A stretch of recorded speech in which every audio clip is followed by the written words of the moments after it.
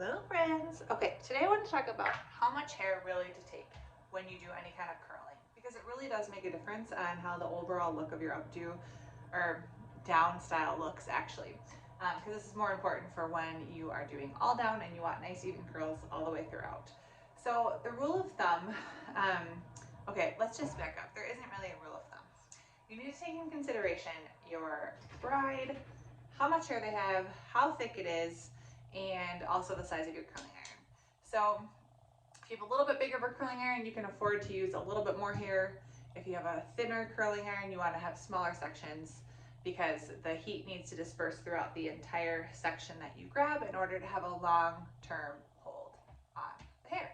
So you don't want to do curls and then have them all fall. And that's one of the biggest differentiators between you as the hired stylist and the friend that can do the person's hair, because they know how to do curls. Now, they might know how to do curls, but they don't know the proper techniques typically to make sure that it lasts all night throughout pictures, dancing, all the things, okay? So this is something that will help you to do that yourself. So I like to use about 1 inch by 1 inch. So you can see this is about 1 inch of her hair, and then it's about 1 inch wide as well. And that is my typical go-to. Now, if her hair was super, super, super thick, then I'm gonna probably wanna divide this even more in half like that, because I don't wanna have too much hair, otherwise it's really not gonna hold. And if your hair is really thin, you can get by getting a little bit of a thicker section. But the thing to consider is this. So if you take too wide of a section, so let's just say you're kind of in a hurry, and so you grab a section that's like 3 inches thick and you go to curl it. Even if it's thin hair, what will happen is as you curl, you will get more curl at the bottom than you do at the top, and it won't be evenly distributed. And so even if I held this really long on the top, you can see that there's just not as much curl up here, and you have a heavier curl at the bottom because all this hair up here can't be evenly distributed throughout your curling iron.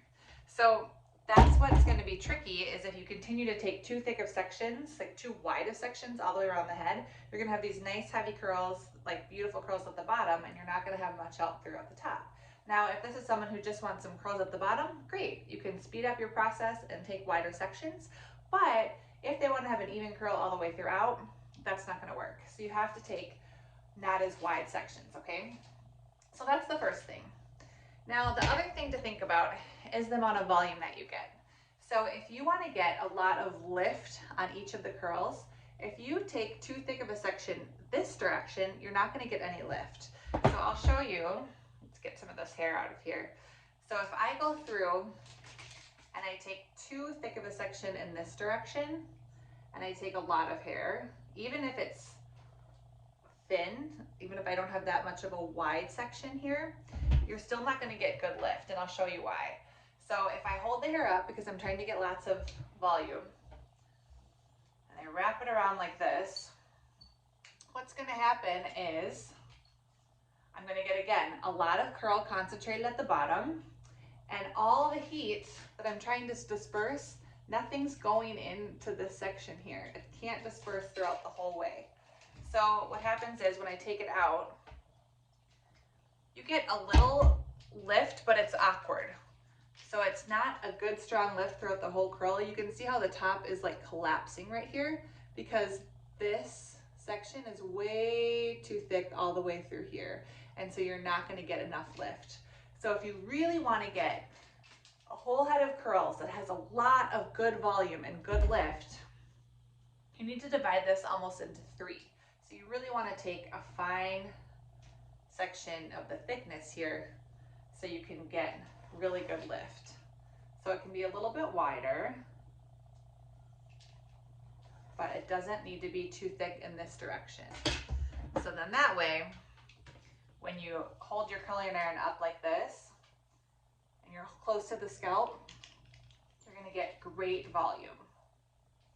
So I'll just hold that really quick. Oh no, she's down, people. Okay, her head is so heavy. But you can see that this now has a ton of volume. So imagine if you did this kind of curl all the way throughout the whole head, you're gonna get a lot of fantastic lift without even using any back combing. So this does have some product in it, so that product does help, but this gives you lots of lift and bounce. So you can see by just how much hair density that you take, it can really, really affect how the overall look of the head looks when you do an overall curl look. And then one last tip is, in the beginning, sometimes when you look at someone's hair and you start working with them, you might have an idea of how it's gonna hold and how it's gonna work. But I like to use the bottom section. So like, what I mean by that is when I'm starting any updo, or starting any downdo, I should say, and like, let's say I take my first section. So that's gonna be this bottom row at the bottom. This is my first section. So this is how I'm gonna start the hair. This is the hair that I experiment on. And what I mean by experimenting is I kind of figure out how the hair is gonna hold, I figure out the density, I figure out the texture, I can kind of get a good read on the hair by this first row here. And so I can experiment with how much hair I need to take, I can experiment with how long I need to hold it. So by the time I get up to the top, to the hair that you see on the top that is really gonna be forward facing to everybody, then I know exactly what techniques I need to do. So use your bottom layer to kind of get a feel for the hair, get a feel for the curling hair that you're gonna use. You can even test out some products and feel how their hair is gonna respond to the things that you're gonna do with this bottom layer, because typically this bottom section here is gonna be all covered up and you can experiment a little bit with this. So that is kind of my hot tip for figuring out the density, figuring out the thickness, figuring out the texture of the hair as you work. And so you don't have to sit and analyze it without doing anything. You can actually use your time wisely, experiment a little bit on the bottom, and then figure out your technique so you're ready to go with the rest of the head. Okay guys, I'm Heidi with Updo Collective. If you like this, please like and subscribe, and I'll be back here next week. If you need more resources, the UpdoCollective.com has those, and I'm trying to do a little bit on TikTok, so you can join me there as well at the Updo Collective. Thank you, I'll see you next week.